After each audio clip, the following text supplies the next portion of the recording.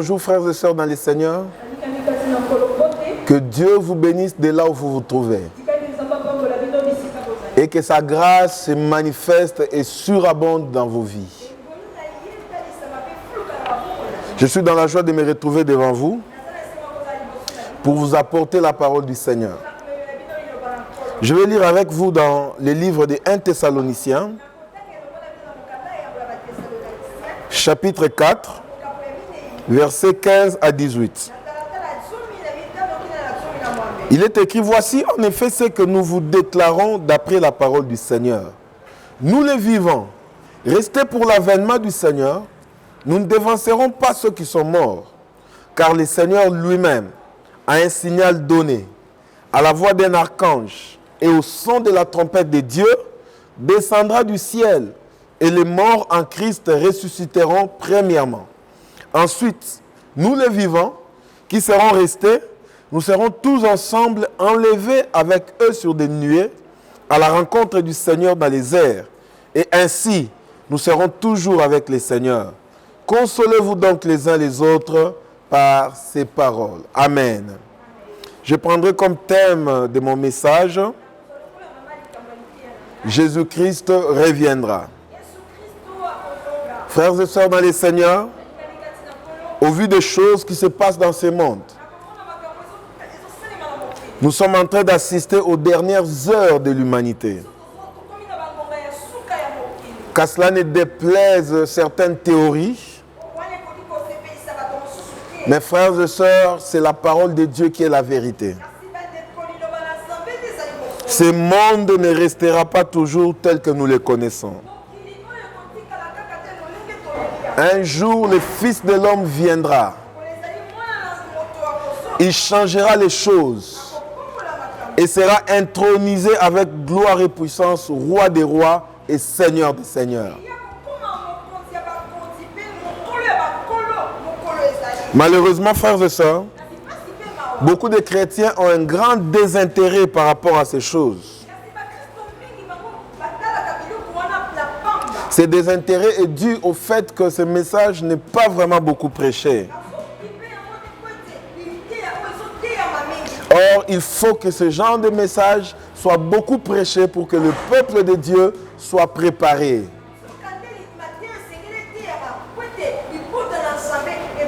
Amen. Amen. Frères et sœurs, comme je le disais au début, nous sommes au temps de la fin. Les signes annoncés par Christ lui-même se réalisent sous nos yeux. Sous nos yeux, frères et sœurs. Oui, frères et sœurs. Jésus reviendra. Et son retour est imminent. Préparons-nous à son retour. Un jour, le monde passera. Un jour, la trompette sonnera. Un jour, les morts en Christ ressusciteront premièrement. Et nous qui serons vivants, nous serons enlevés, comme dit la parole. Je crois de tout mon cœur que toi et moi, nous nous retrouverons dans les airs, à la rencontre du Seigneur. Mais avant cela, il faut que nous puissions nous préparer. En vivant loin du péché, en vivant dans la sainteté.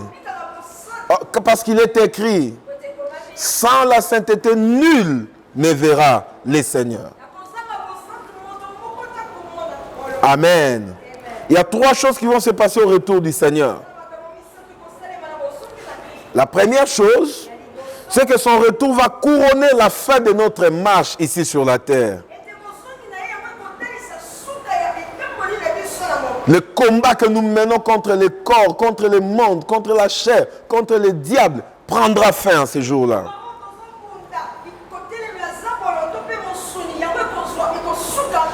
Notre vie de sainteté et de crainte de Dieu sera récompensée en ces jours-là.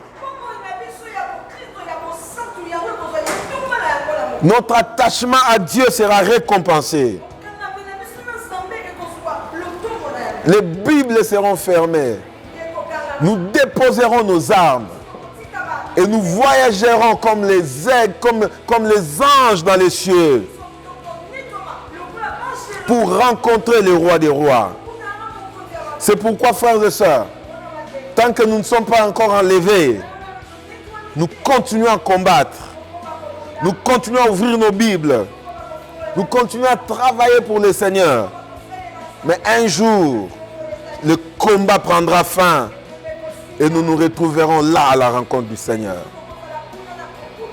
La deuxième chose qui va se passer au retour du Christ, c'est que le retour du Christ marquera la défaite finale de l'ennemi Satan. Ah, j'ai une bonne nouvelle. Un jour, le monde évoluera sans Satan. Alléluia. Il sera à jamais mis hors course. La victoire acquise à Golgotha aura son couronnement le jour où Jésus reviendra.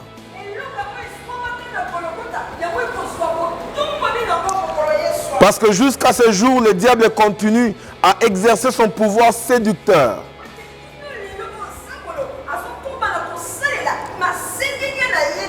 Il séduit les hommes de diverses manières. Il incite les hommes à pécher. Il incite les hommes à se rebeller contre Dieu. Il incite les hommes à aimer les plaisirs plus que Dieu. 2 Corinthiens 4:4. L'apôtre Paul dit qu'il est le Dieu de ce monde, le Dieu de ce siècle. Le diable est le Dieu de ce siècle. Parce que tout le système de ce monde a été entaché par la corruption. Et comme provenance de toutes ces choses, c'est l'ennemi Satan.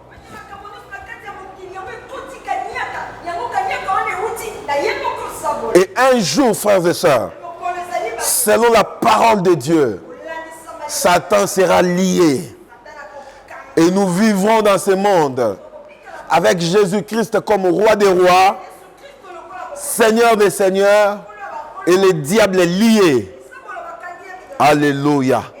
La troisième chose qui viendra avec le retour du Christ, c'est qu'à son retour, la vraie identité de chacun sera révélée. Aujourd'hui, tout le monde se dit enfant de Dieu. Si vous posez la question à quelqu'un, est-ce que tu pries? Oui, j'ai prié.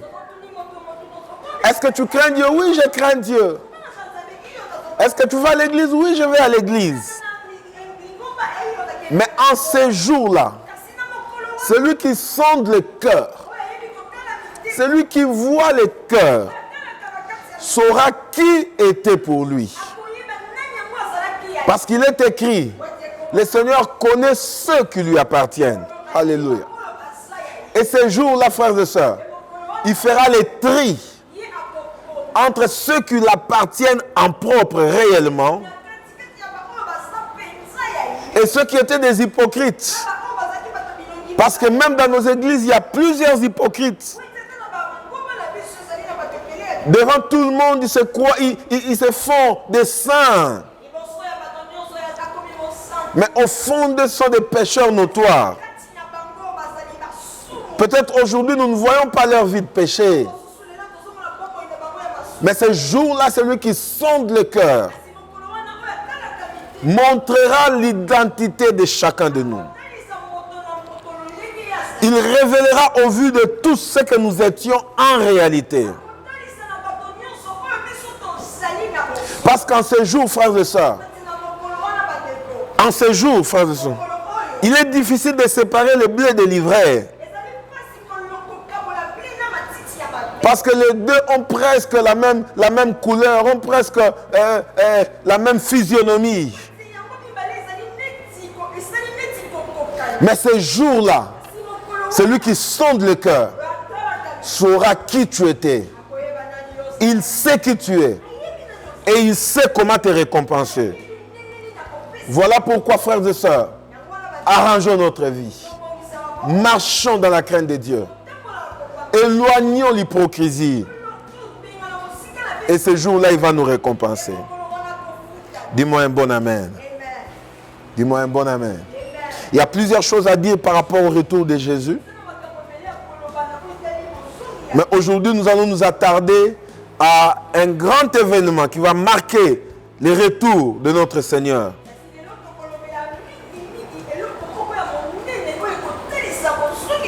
C'est l'enlèvement de l'Église. Nous l'avons lu avec vous. L'apôtre Paul le dit solennellement. Nous tous, nous ne mourrons pas. Mais nous serons enlevés. Alléluia. J'aimerais tout rater ici sur la terre.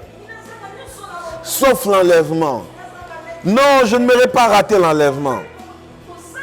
Les vrais chrétiens, les fidèles du Christ, ceux qui ont tout laissé, ceux qui ont tout abandonné, ils ont accepté de suivre Christ malgré vents et marées, malgré combats, malgré les épreuves. Ces jours-là, ils seront récompensés par l'enlèvement. S'ils ne sont pas morts, s'ils sont en vie, par la puissance du Saint-Esprit, ils se verront être enlevés pour aller à la rencontre du Seigneur. L'apôtre Paul nous enseigne que les morts en Christ ressusciteront premièrement. Ensuite, nous qui serons vivants, en un instant, en un clin d'œil, nous serons changés. Pourquoi nous serons changés? Parce que nous allons revêtir nos corps glorieux. Ça sera un grand miracle. C'est le même corps qu'avait revêtu Jésus après sa résurrection. Parce que cette chair n'est pour conversion. Donc le Seigneur va opérer un métanoïa pour ceux qui seront vivants. En un instant, nous revêtirons nos corps glorieux et nous monterons à la rencontre du Seigneur. Dis-moi un bon amen. Le mot enlèvement vient du grec qui signifie harpazo. Harpazo veut dire arracher brusquement. Oui, sans savoir, brusquement. Frères et sœurs, Jésus-Christ l'a dit. Préparez-vous car vous ne savez ni le jour ni l'heure. Ça prendra les hommes brusquement. Comme un filet prend les poissons, brusquement. Oui, ceux qui viennent à l'église, qui ont un pied dedans, un pied dehors, seront surpris par cet événement. Ceux qui trompent tout le monde, ce jour-là, ils ne sauront jamais tromper celui qui voit les cœurs. Parce que l'enlèvement sera un événement brusque. Voilà pourquoi nous devons nous préparer tous les jours. Alléluia. Frères et sœurs dans les Seigneurs, l'enlèvement sera un événement merveilleux pour ceux qui le vivront. Je prie, mon Dieu, que tu le vives. Au nom de Jésus. Le monde et le diable ne sera jamais derrière nous. Les rachetés monteront au ciel en chantant la louange et la gloire du ressuscité. Ce sera un prodige aux yeux du monde. Oui, beaucoup de gens sont sceptiques par rapport à ces choses. Beaucoup de gens se posent la question, mais comment cela sera-t-il fait? Les gens disent, est-ce que ce sera possible qu'un grand nombre de gens soient enlevés au même instant? Oui, c'est possible, frères et sœurs. Parce que nous ne sous-estimons pas la puissance de notre Dieu. C'est par sa puissance que nous serons enlevés. Frères et sœurs dans les Seigneurs, il y a 6 mois, personne ne pouvait imaginer que 4 milliards de personnes sur la terre seront confinées, sans sortir de leur maison, confinées à cause de la pandémie du coronavirus. Qui aurait cru à ces choses il y a 6 mois passés? personne. De même, frères et sœurs, l'enlèvement est une vérité. Jésus-Christ viendra. Il enlèvera les frères et les sœurs qui croient en lui. Et ils seront montés par la puissance du Saint-Esprit dans les airs. Seras-tu prêt, frères et sœurs? Seras-tu prêt? Dans la Bible, nous voyons aussi l'exemple des enlèvements. Enoch fut enlevé sans avoir vu la mort. Alléluia.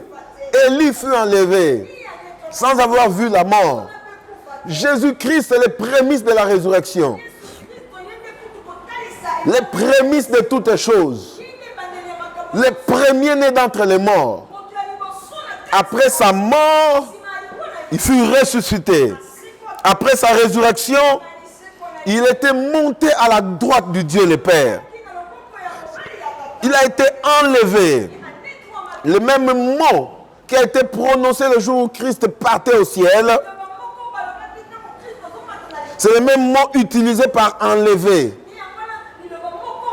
De même que Christ était enlevé, de même ceux qui croient en lui vivront cet événement. Et voici ma question, frères et sœurs. Seras-tu de nôtres ce jour-là? Seras-tu parmi les rachetés de l'Éternel ce jour-là? Je refuse qu'un petit péché me prive de l'enlèvement. Je refuse que l'impudicité me prive de l'enlèvement. Je refuse que le mensonge ou la jalousie me prive de l'enlèvement. Alléluia. Parce qu'il reviendra, frères et sœurs. Tout ce qui se passe dans ce monde sont des signes annonciateurs que le Fils de Dieu n'est pas loin. Il est à la porte. Bientôt la trompette sonnera.